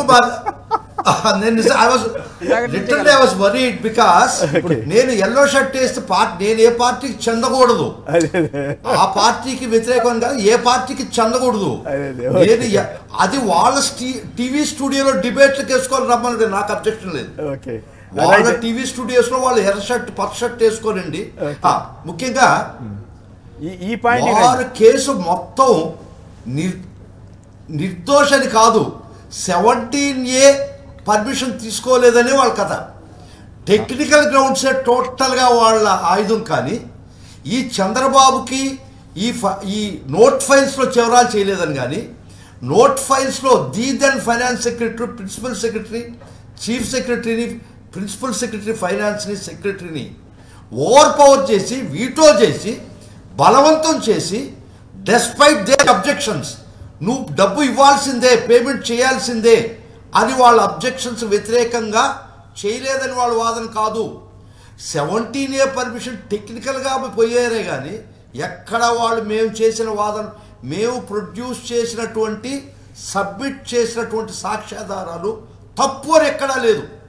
అది చాలా ముఖ్యంగా గమనించాలి. అవునండి, ఇవన్నీ కరెక్టే సార్, నేను కాదనట్లా. కానీ చంద్రబాబు గారు మాజీ PS అమెరికా పారిపోతే సిఐడి ఏం చేయగలిగింది, తర్వాత ఇంకో ఆయన ఎవరో వస్తానని చెప్పి ఎవరు రాజేష్ గారు, ఆయన రాకపోతే సిఐడి ఏం చేయగలిగింది? ఇప్పుడు ఈ పరిణామాల్లో సుప్రీంకోర్టు తీర్పు తర్వాత వాళ్ళని ఖచ్చితంగా పిలుస్తారని ఇక్కడ ఉన్నటువంటి ప్రముఖులు చెబుతున్నారు. మీరు దాంతో ఏకీభవిస్తారా? లేదు అవన్నీ సిఐడి చూసుకుంటుంది, నాకు సంబంధం లేదని మీరు ఖచ్చితంగా ఏకీభవిస్తా. గౌరవ సుప్రీంకోర్టు వారు investigation should go on, investigation could go on, should go on, it may go on అని స్పెసిఫిక్ గా రాశారు. మాకు చట్ట పరిధిలో ఉన్నటువంటి ఒక వ్యవస్థకు ఉండే హక్కులు ఇన్వెస్టిగేషన్ పార్ట్ ఆఫ్ అది right to someone Chandrababu Naidu అని ఎనీవన్. సమ్మన్ చేసి ఒక ఇన్వెస్టిగేషన్ ఏజెన్సీకి ఉన్నట్టు హక్కు అది రైట్. చంద్రబాబే కాదు, ఇంక ఏ బాబునైనా పిలుచుకోవచ్చు. However taller you are, law is still taller than you. అది ఈ రోజు ప్రూవ్ అయింది. ఇక్కడ నువ్వు ఎంత పొడుగన్నా ఉండు, చట్టం నీకన్నా పొడుగు ఉంది. అది ఈ రోజు స్పష్టంగా ఈ విషయంలో నాకు కాస్త డౌట్లు ఉన్నాయి సార్. మీరు న్యాయ వ్యవస్థ సంబంధించిన వారు కాబట్టి అట్లా మాట్లాడతారు. కానీ ఇప్పుడు కొన్ని కేసులు మేము స్వయంగా చూసాం కదా, ఏవి అసలు ఆ చట్టం వారి ఇంటి మెట్టు దాకా కూడా వెళ్ళలేకపోయిన సందర్భాలు ఉన్నాయి కదా. అదేం పెద్ద ఇష్యూ కాదు కదా. ఉదాహరణకి ఓటు ఉన్నట్టు కేసు తీసుకోండి, ఏం చేయగలిగారు? అదే మామూలుగా అయితే ఇప్పుడు గతంలో నేదురుమల్లి జనార్దన్ రెడ్డి గారు వీళ్ళ మీద వ్యతిరేక వ్యాఖ్యలు వస్తే వాళ్ళ పదవులే పోయినాయి. మరి చంద్రబాబు గారి వాళ్ళకి ఎవరైనా వెళ్ళగలిగారా? కాబట్టి ఏదో చట్టం అందరికీ సమానం అని అనుకోవటానికి లేదనేది అనేక సందర్భాల్లో చట్టం కొందరికి చుట్టమే అనేది కూడా వస్తూ ఉంటుంది కదా. అది నిజమే సుధాకర్ రెడ్డి గారు. సార్ ఇక్కడ ఎంత పొడుగు, however taller you are, today it's proved that law is still taller than you. Right. Second issue, today ఈ దేశంలో అందరూ అడ్వకేట్ కుడే నాలెడ్జ్ కన్నా చంద్రబాబు గారు చట్టం మీద ఎక్కువ నాలెడ్జ్ ఉన్నట్టుంది. పట్టు చట్టం మీద, ఇంక వ్యవస్థని నేను అనకూడదు అన్నో, చట్టం మీద బాగా పట్టుంది మాకన్నా ఎక్కువ. తర్వాత సుధాకర్ రెడ్డి గారు అడగండి, ఆయన వెళ్ళిపోవాలి. సుధాకర్ రెడ్డి గారు సార్, జడ్జి గారు ఇప్పుడు మామూలుగా సహజంగా ఇటువంటి భిన్నమైన ఇద్దరు కానీ ముగ్గురు కానీ జడ్జిలు వాళ్ళు భిన్నమైన తీర్పులు ఇచ్చినప్పుడు కంక్లూజన్లో 99% కేసుల్లో మళ్ళీ దీన్ని సీజేకి రెఫర్ చేస్తున్నామనో లేకపోతే దాన్ని మీరు రెఫర్ చేస్తామనో కొద్దిగా రాయకుండా అట్లా ఎవరికి వాళ్ళు వదిలేసినటువంటి సందర్భాలు కూడా ఉన్నాయి సార్. తర్వాత వాళ్ళు డిఫరెంట్ పార్టీస్ దాంట్లో మళ్ళీ వాళ్ళు అప్లై చేసుకునేటువంటి స్థితి ఉంది. కానీ ఇక్కడ మనం జడ్జెస్ మైండ్ని బాగా గమనించాలండి. వాళ్ళు ఇచ్చినటువంటి కంక్లూజివ్ పార్ట్ మనం దీంట్లో ఆపరేటివ్ పార్ట్లో సుధాకర్ రెడ్డి గారు ఎంత బ్యూటిఫుల్గా రాశారంటే అక్కడే అర్థమవుతుంది. అంటే మేము ఇచ్చేటువంటి జడ్జిమెంట్ కంటే కూడా మా సుపీరియర్స్ ఇంకా డిస్కస్ చేసి ఇంకా మంచి జడ్జిమెంట్ ఇద్దురుగాక అన్నట్టుగా ఇచ్చినట్టుగా ఈ వాక్యాలు ఉన్నాయండి. నేను ఒకసారి ఆపరేటివ్ పోర్షన్ మీకు చదివి వినిపిస్తాను.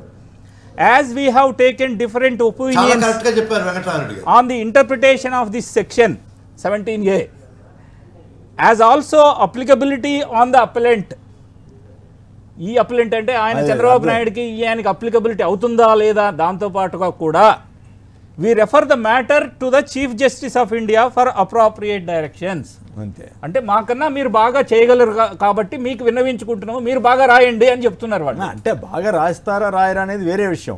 బట్ 17A డిఫరెన్స్ వచ్చినప్పుడు థర్డ్ పార్టీకి వెళ్ళాల్సిందే కదా. వెళుతూ ఆ విధంగా రాస్తూ అంటే వీళ్ళే ఇంకా మళ్ళీ మనం కష్టపడకుండా మనం పిటిషన్లు అప్లికేషన్లు వేయకుండా ఆటోమేటిక్ గా దాన్ని మళ్ళీ ఏ లార్జర్ బెంచ్ కి ఇవ్వాలి, దీంట్లో ఆ పర్టికులర్ సెక్షన్ ని తర్వాత తీసేయమని చెప్పి గవర్నమెంట్ కి సలహా. ఆల్రెడీ ఇప్పుడు ఆయన పేరేది మన ప్రశాంత్ భూషణ్ కేసు ఉంది కదా, దానికి ఎందుకు అటాచ్ చేయమని రాయలేదు? అదే కొంచెం గమ్మత్తుంది. అందుకని ఇప్పుడు చెప్పండి ఒక్క విషయం శ్రీనివాస్ గారు, చెప్పండి ఒక్క విషయం, sorry for interruption. Prashant Bhushan గారి కేసు వేరే, 17A కాన్స్టిట్యూషనల్ గా వ్యాలిడా కాదా అనేది ప్రశాంత్ భూషణ్ కేసు. మా కేసు ఏంటంటే 17A కాన్స్టిట్యూషనల్ గా వ్యాలిడ్ అయినా కూడా ఈ కేసుకు వర్తిస్తుంది అనేది మీ వాదన. It is two divergent views. Right. Final గా 17A కాన్స్టిట్యూషనల్ గా వ్యాలిడ్ అయినా కూడా, కాన్స్టిట్యూషన్ వ్యాలిడ్ అయినా కూడా ఈ కేసుకు వర్తించదు. ఎందుకు వర్తించదు? 26/7/2018 కన్నా ముందర ఎంక్వైరీ జరిగింది. It's not part of official duties. While doing official duties ఈ decisions prior to amendment. So Prashant Bhushan garu వేసిన కేసు వ్యాలిడిటీ ఆఫ్ ఇట్ మాకు వ్యాలిడ్ ఎట్టయినా కానివ్వండి, Our case is that even if it's taken as valid, it's not applicable to this case. Right, ఫైనల్గా చెప్పండి. మీ time ఎక్కువసేపు తీసుకున్నాను నేను, మీరు అరగంట అన్నప్పుడు కూడా నేను గంట సేపు మిమ్మల్ని ఇబ్బంది పెట్టాను. ఫైనల్గా చెప్పండి, ఏం జరగబోతుంది ఈ కేసులో, మీకేమి ఇబ్బంది లేని పాయింట్లు ఏమైనా ఉంటే చెప్పండి.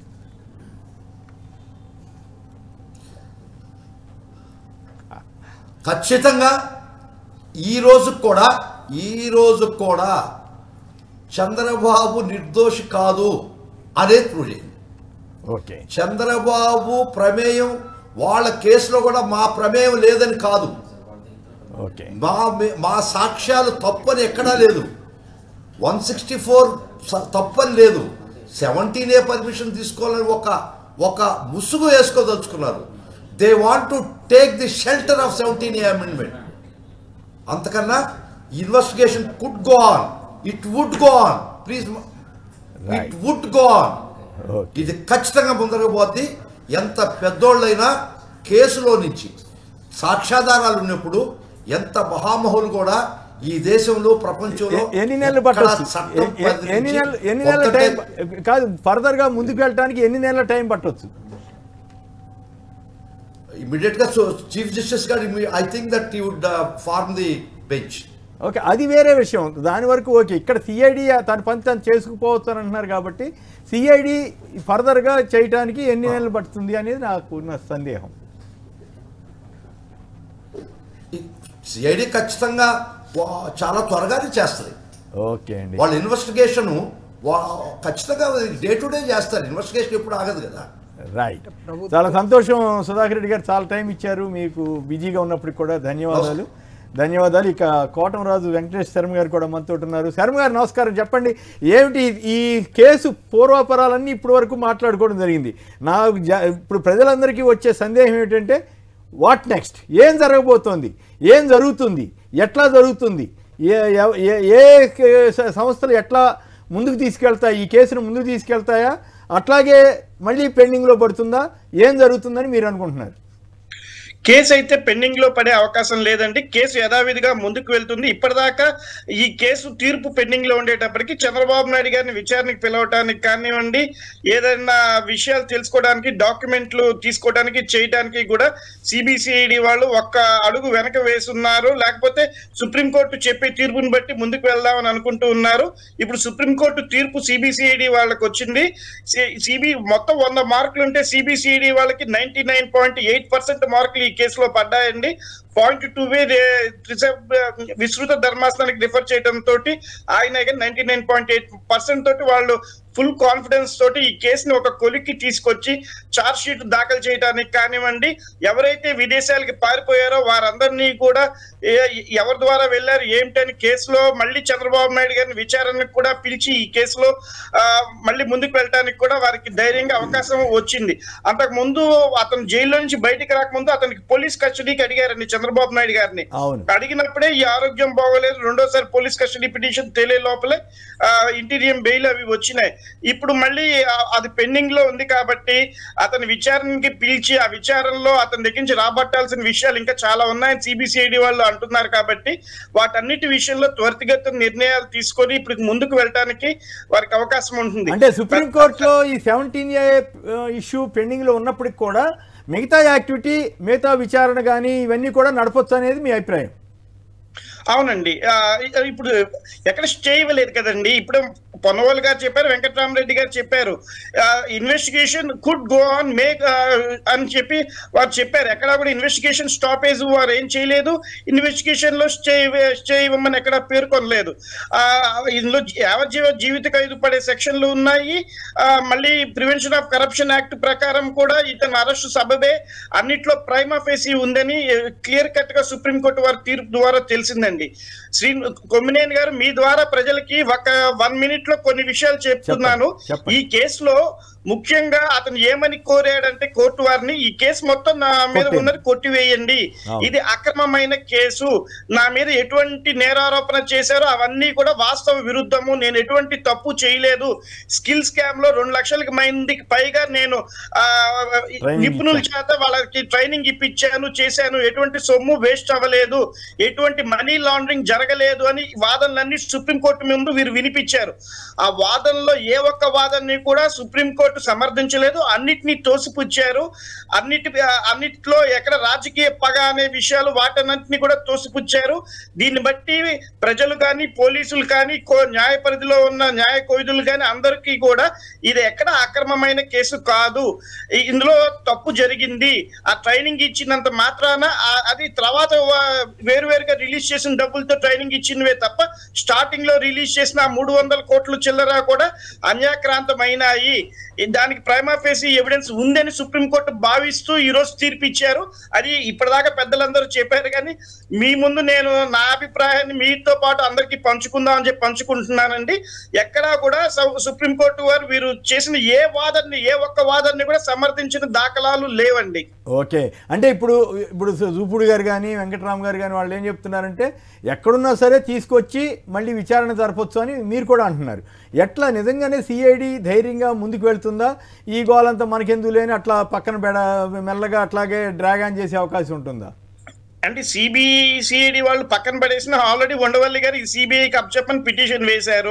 ఇన్వెస్టిగేషన్ ముందుకు వెళ్ళట్లేదు అనుకోండి, మళ్ళీ జూపూడి గారు లాంటి పెద్దవాళ్ళు ఎవరో ఒకరు ఇది ఇన్వెస్టిగేషన్ కొలికి రావట్లేదు, మా అన్ని కేసుల్లో 90 రోజుల్లో 180 రోజుల్లో ఛార్జ్ షీట్లు వేస్తారు, కనీసం ప్రిలిమినరీ ఛార్జ్ షీట్ కూడా ఎవరు దాఖలు చేయలేదని చెప్పి ఎవరో ఒకరు కోర్టులో పిటిషన్ చేస్తారు. ఇన్వెస్టిగేషన్ కొలికి తీసుకురమ్మంటారు కదండి. చట్టపదిలోంచి ఎన్నాళ్ళు తప్పించుకొని తిరగలేడండి చంద్రబాబు నాయుడు.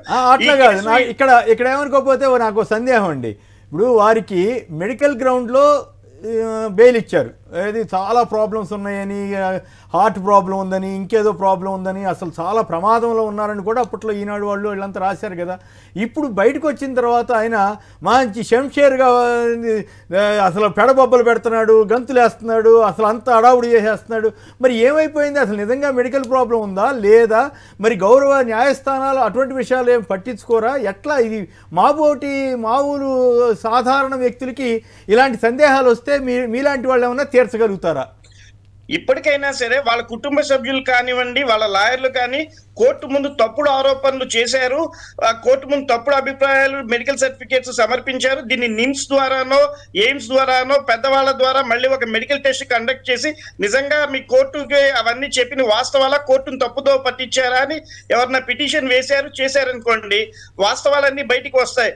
ఎందుకంటే జైల్లో ఉన్నప్పుడేమో వారికి అంబులెన్స్ కావాలి, గుండె పెరుగుతుంది, కార్డియోమయోపతి ఉంటాయి, అన్నీ ఉంటాయి. బయటికి వచ్చిన తర్వాత పిల్లల కన్నా పెద్ద వాయిస్ తోటి వారు చేస్తున్న ఎక్కడ గుండె పట్టుకున్న దాఖలాలు లేవు, కనీసం దగ్గిన దాఖలాలు కూడా ఎక్కడా లేవు. మరి బయటకు వచ్చి స్పీచ్లు ఇచ్చేటప్పుడు వారు మరి బాగానే ఉంటున్నప్పుడు చేస్తున్నప్పుడు పెద్దలు ఎవరైనా సరే మెడికల్ గా ఒక పిటిషన్ వేసి ఏంటండి కోర్టును తప్పుదో పట్టించినట్టున్నారు, ఇట్లా ప్రైవేట్ డాక్టర్లు ఇచ్చిన కాగితాల మీద ఇంటీరియర్ తీసుకోకూడదా? తీసుకోవచ్చండి, సుమోటో కూడా తీసుకోవచ్చు. కానివ్వండి, సుమోటో కన్నా ప్రతి కేసులో ఎవరో ఒకళ్ళు కాస్త నిప్పు పెట్టారనుకోండి, ఆటోమేటిక్ గా ముందుకు వెళ్తారు. తప్పుదో పట్టించినట్టున్నారు, ఎందుకంటే క్లియర్ కట్ గా ఇంటీరియర్ బెయిల్ ని రెగ్యులర్ బెయిల్ చేశారు, కేవలం మెడికల్ కారణాలతోనే వచ్చినాయి. ఇట్లాగా ఎయిమ్స్ లో ఒకవేళ మళ్ళీ ఒకసారి దర్యాప్తు చేయండి, అప్పటికన్నా ఇప్పుడు తగ్గిందా, ఏ మెడికేషన్ వాడారు, పెరిగిందా ఏంటని ఎవరిని అడిగితే ఎప్పటికైనా ఇప్పుడు మాబోటి వాళ్ళకి వచ్చే సందేహం ఏమిటంటే ఆ కేసులో అంత ఈజీగా ఆయన మెడికల్ రిపోర్ట్ ఏదో ఎవరిదో ఇచ్చేసి ఆయన హ్యాపీగా బయట ఉండిపోగలిగాడు కదా. ఆయన బెయిల్ ఇస్తే తప్పు అని నేనేం అంటలేదు, అట్లాగే మెడికల్ గ్రౌండ్లో ఇస్తే తప్పు లేదు. కానీ మీరు చెప్తున్నట్టుగా తప్పుడు సర్టిఫికేట్ల ఆధారంగా 46 ఏళ్ల సుదీర్ఘ అనుభవం కలిగిన రాజకీయ నాయకుడు 13.5 ఏళ్ళు ముఖ్యమంత్రిగా ఉన్నాయనే తప్పుడు సర్టిఫికేట్లు ఇస్తే ఈ దేశానికి, ఈ సమాజానికి, ఈ రాష్ట్రానికి ఎలాంటి సంకేతం ఇస్తుందన్నది మాకు వచ్చినటువంటి సందేహం. అలాంటి వ్యక్తులు రేపు సిఐడికి ఏమాత్రం కోఆపరేట్ చేస్తారు, చేయకపోతే మీరేం చేయగలుగుతారన్నదే నా ప్రశ్న. అది కూడా అండి పేపర్ ప్రకటనలు ఇచ్చినట్టుగా to whom's it may ever concern అనే అన్నారే తప్ప కోర్టుకి కూడా ఎవరు చేయలేదు. అంటే గాలిలో రాసిన ఒక ఆకాశ రామన్న దానితోటే ఇక్కడ అతన్ని కోర్టులో సర్టిఫికేట్స్ వేసి వారు బెయిల్ పొందిన దాఖలాలు ఈ కేసులో ఉన్నాయండి. కనీసం కోర్టును కూడా అడ్రస్ చేయలేదు ఆ ప్రైవేట్ హాస్పిటల్స్. అతని ఆరోగ్యం ఈ విధంగా ఉంది, ఈ విధంగా ఉందని మన పిటిషన్ పెట్టి వెళ్ళినా సరే అదే చెప్పి తప్పించుకుంటారు. మేము ఎప్పుడు కోర్టుని అడ్రస్ చేయలేదు కదా, to whom May ever it's May concern చేస్తానని చెప్పి వాళ్ళ అన్నాము. సదుపాయం పెట్టుకున్నారా?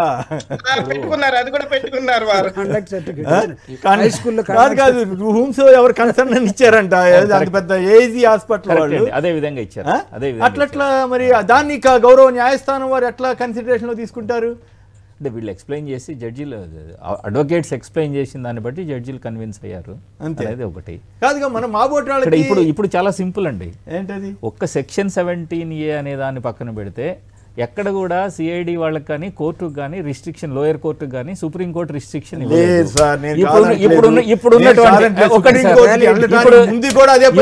ఇప్పటి ప్రభుత్వంలో ఇప్పుడున్నటువంటి పోలీసు సీనియర్ ఆఫీసర్స్ ఈ జడ్జిమెంట్స్ ని క్లియర్ గా చదువుకున్న వెంటనే చంద్రబాబు నాయుడు గారికి మిగతా దాంట్లో ఉన్న అక్యూజ్డ్ అందరికీ నోటీసులు పంపించి పలానా రోజుకు మీరు రండి అని చెప్పి 2-3 అవకాశాలు ఇచ్చిన తర్వాత కూడా ఆయన రాలేదనుకోండి, అప్పుడు అదే కోర్టు ముందుకు వెళ్ళి మళ్ళీ ఒక పిటిషన్ వేసుకోవాలి.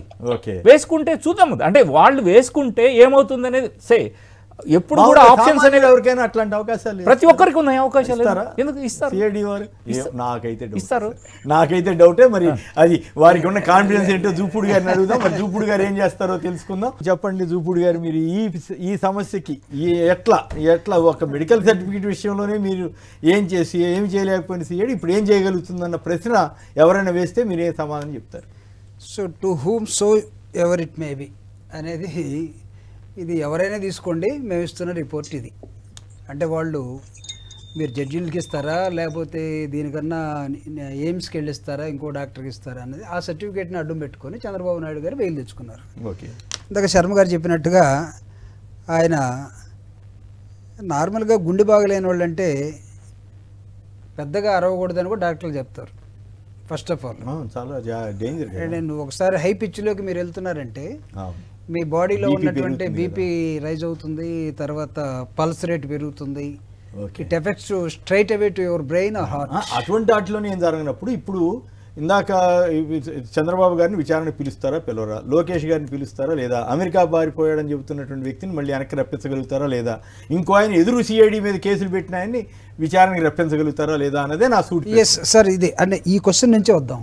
ఇప్పుడు అంటే చంద్రబాబు నాయుడు గారు దొంగ సర్టిఫికేట్ పెట్టి బెయిల్ తెచ్చుకున్నాడు అనేది ఒకళ్ళు ఎస్టాబ్లిష్ అయింది అనుకో. ఎస్టాబ్లిష్ చేయడానికి ఎవరు చేయాలి? మీరు ఏమైనా అప్లై చేస్తారా? ఇప్పుడు శర్మ గారు అడుగుతున్నారు ఎవరైనా అప్లై చేయాలండి అంటే ఎవరో ఒకరు ఖచ్చితంగా వస్తారండి. ఎవరో రాకుండా ఎందుకుంటారు? ఇప్పుడు మీ ఇప్పుడు చూస్తా ఉన్నారు. మీరు లేపిన క్వశ్చన్ కి నాది వ్యాలిడ్ ప్రశ్నే కదా. ఎంత సుదీర్ఘ అనుభవం ఉంది, ప్రజలకి హితోపదేశం చేసే పెద్ద నాయకుడు తప్పుడు సర్టిఫికేట్ పెట్టుకున్నారని మీరంతా చెబుతున్నారు. తప్పుడు సర్టిఫికేట్ల ఆధారంగా గౌరవ న్యాయస్థానాన్ని తప్పుదారి పట్టించకూడదు కదా అనే ప్రశ్నకి సమాధానం ఏమిటి? అట్లాగే దాని ఆధారంగా మిగతా వాళ్ళు కూడా తప్పించుకోరని గ్యారంటీ ఏం లేదు. గ్యారంటీ ఏం లేదు. మీరేం చేస్తారు? ఖచ్చితంగా ఇక్కడ మళ్ళీ కోర్టుని ఆశ్రయించి ఎవరో ఒకరు మాతారు అంటే ప్రభుత్వం తరఫున కానీ లేకపోతే మామూలుగా in the common man interest. Okay, ఇక్కడ మనం కామన్ మ్యాన్ని తీసుకున్నట్లయితే మన పిల్స్ గిల్స్ వేసే బ్యాచ్లు కొన్ని ఉంటాయి కదా, లేకపోతే ఎవరో ఒకరు తెలివైనటువంటి ఒక మనిషి in the interest of the common man అసలు ఇలాంటి వ్యక్తులు రాజ్యాలని పరిపాలించి మొత్తం వ్యవస్థలని మేనేజ్ చేసి వీళ్ళు దొంగ సర్టిఫికేట్లు పెట్టి తెచ్చుకోకపోతే వీళ్ళు మాట్లాడేటప్పుడు అలుపెందుకు రావట్లేదు, మాట్లాడేటప్పుడు దగ్గెందుకు రావట్లేదు, మాట్లాడేటప్పుడు కనీసం నీళ్ళు కూడా ఎందుకు తాగట్లేదు అంటే ఫుల్ ఎస్టాబ్లిష్డ్ ఆరోగ్యంగా ఉన్న వ్యక్తికి అసలు ఆరోగ్యం ఏం బాగలేదు, జైల్లో ఆయన ఇంకా కొలాప్స్ అయిపోయే దశలో ఉన్నాడని బెయిల్ పొందిన తర్వాత ఇది ఈనాళ్ళు అయితే చర్మ వ్యాధితోటే ప్రాణం పోయే పరిస్థితి వచ్చిందని రాశారు. అంటే మీకు రాశారు. సో ఇలాంటి రాతలు అంటే ఇప్పుడు అది కూడా తీసుకెళ్లి కోర్టులో ఇచ్చారు సార్. వార్తా పేపర్లో ఇచ్చినట్టు కూడా కోర్టులో ఇది అంటే తర్వాత ఇప్పుడు కోర్టు ఎవరైతే బెయిల్ ఇచ్చారో నాకు తెలిసి వాళ్ళని ఎవరైనా అప్రోచ్ అయితే మళ్ళా ఆయన అంతా అద్భుతంగా బహిరంగ సభల్లోకి వెళ్తా ఉన్నాడు. 22 రోజులు ఆయన 22 రోజుల్లో 22 పార్లమెంటరీ నియోజకవర్గ మీటింగులు పెట్టుకుంటా ఉన్నాడు, రోజుకు 2-3. అంత శక్తివంతంగా కనపడుతున్న వ్యక్తికి ఆరోగ్యం బాగలేదని మాకే డౌట్ వస్తుంది. నాకు ఆరోగ్యం బాగుంటే సంతోషం, నాకేం అభ్యంతరం లేదు. కానీ తప్పుడు సర్టిఫికేట్ ఇష్యూ మీదే నా ప్రశ్న. ఆయనకి ఆరోగ్యం బాగుండొద్దని నేను ఎప్పుడు అనుకోవట్లేదు, బాగుండాలి కూడా, ఆయన మనకు బాగుండాలి కూడా. కానీ ఇది ఎలాంటి సందేశం ఇస్తుంది? ఇలాంటి సందర్భంలో మిగతా వాళ్ళకి నోటీసులు ఇచ్చే పరిస్థితి ఒక ఆర్ఎంపీ సరిపోతాడు సార్ దీనికి. ఇటువంటి సిచ్యువేషన్ వచ్చినప్పుడు ఎవరైనా ఒక పిటిషన్ మళ్ళీ వేయాలి.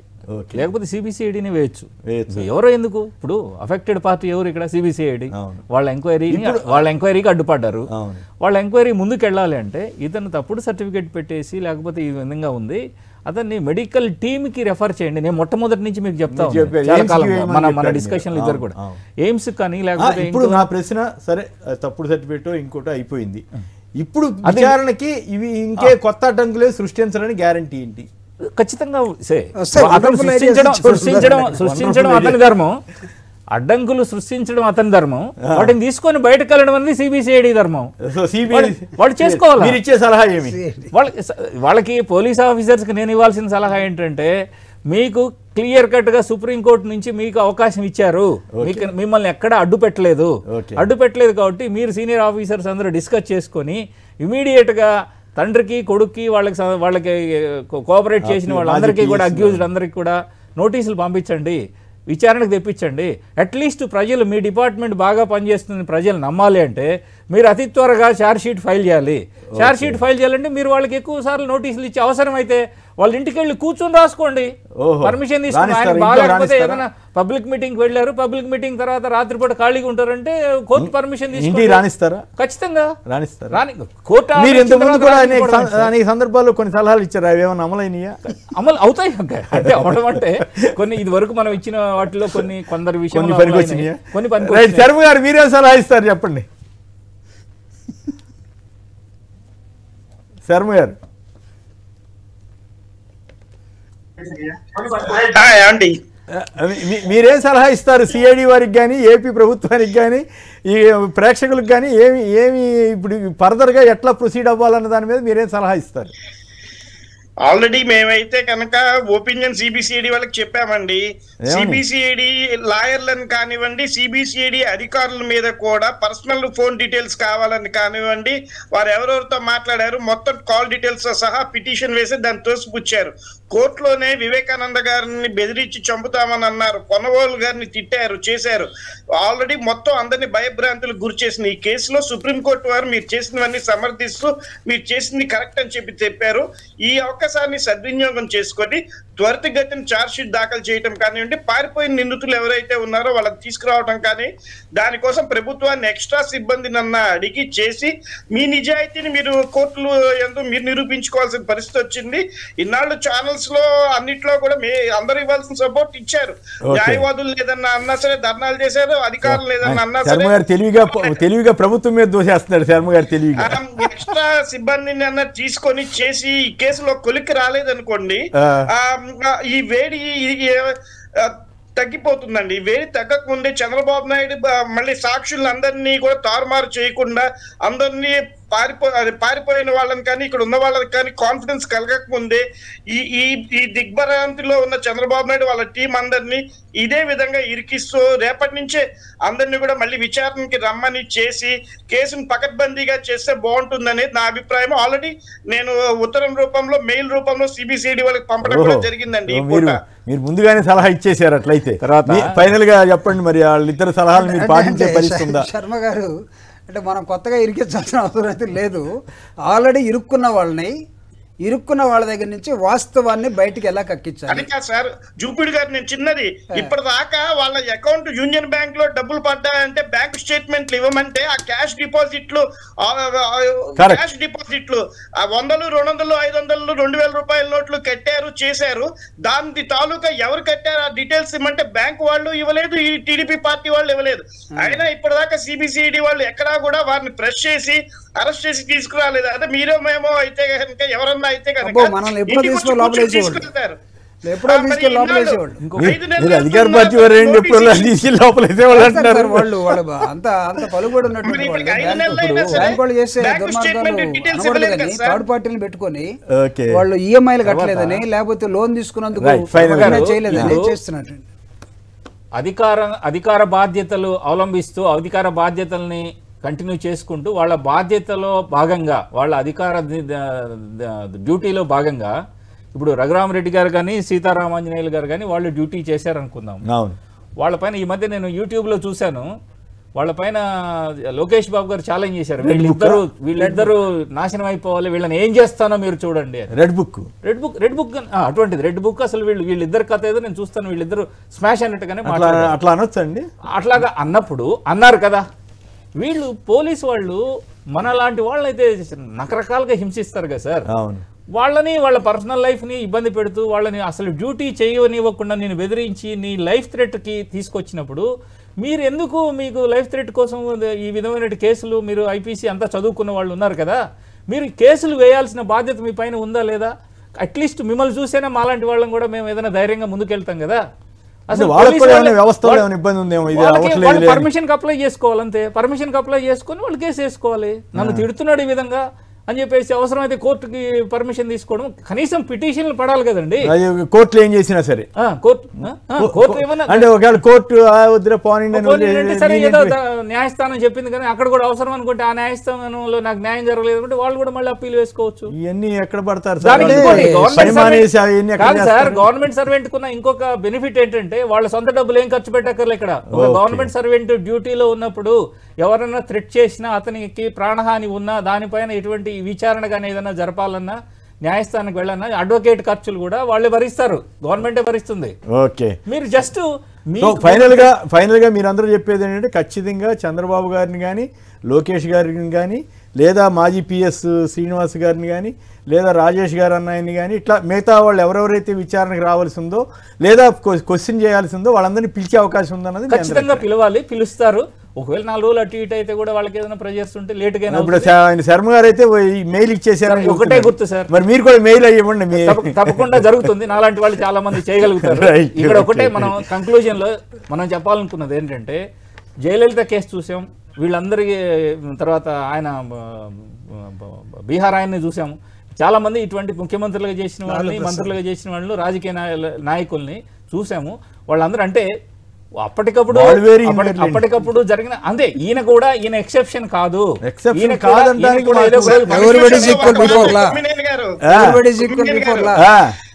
ఫస్ట్ టైం స్టే పొందకుండా చార్జ్ షీట్ దాఖలు చేసే అవకాశం వచ్చి ట్రయల్ ఎదుర్కోవడానికి చంద్రబాబు నాయుడు సిద్ధం చేసిన కేసు ఇది. ఈ కేసులో పకడ్బందీగా ఆధారాలు అన్ని సమర్పించారు. స్టే రాలేదు అంటే చూడండి, ఐఓ ఆఫీసర్ డిఎస్పీ ధనుంజయుడు గారండి ప్రెసిడెంట్ మెడల్ పొందారు. గతంలో రేప్ కేసులో కాండోముల ద్వారా అందరి మీద శిక్ష పడేటట్టు చేసిన ఆయన ఈ కేసులో కూడా 18 నెలల పాటు ఇన్వెస్టిగేషన్ చేసి చంద్రబాబు నాయుడు గారి మీద స్టే రాకుండా కేసు ట్రయల్ కి చార్జ్ షీట్ కి వెళ్తోందంటే ఇది చరిత్ర. ఓకే, కంప్లీట్ చేయండి. ఇది చరిత్ర, ఇది మీ ద్వారా అందరికీ తెలియజేయాలి అని మీరు కూడా చూశారు. శర్మ గారు అయితే చరిత్ర సృష్టించబోతున్నారు, సిఐడి వారు అంటున్నారు. ఏదేమైనా ఇటువంటి కేసుల్లో ఎప్పుడేం జరుగుతుందో చెప్పలేము. ఇది అందరూ ఆశాభావం కావచ్చు, కొందరు అంచనాలు కావచ్చు. మరి అంచనాలు ఏ రకంగా పరిణామాలు దారితీస్తాయి, పర్యవసానం ఎలా ఉంటాయి? సంజయ్ ఈ కేసును విచారిస్తున్న సంజయ్ గారిని కూడా భయపెట్టారండి. ఆయన దళితులని కూడా చూడకుండా, నిజంగా చెప్తాను అనకూడదు కానీ సంజయ్ గారు అంటే SC sincere officer and senior officer, ఆయన కేసును ఆయన కూడా చాలాసార్లు ఫీల్ అయ్యాడు. ఏంటి అసలు మేము పోలీస్ ఆఫీసర్గా ఉండి ఫెయిల్ అవుతున్నాం, ఇలా భయపడాల్సి వస్తుంది. ఏం చేస్తాం మరి ఆ దశలోకి వెళ్ళిపోయి జూపూడి ప్రభాకర్ గారు, వెంకటరామరెడ్డి గారు, వెంకటేష్ శర్మ గారు, పొన్నవోలు సుధాకర్ రెడ్డి గారు, అందరికి కూడా ధన్యవాదాలు. ఇది నేటి బిగ్ క్వశ్చన్. నమస్కారం.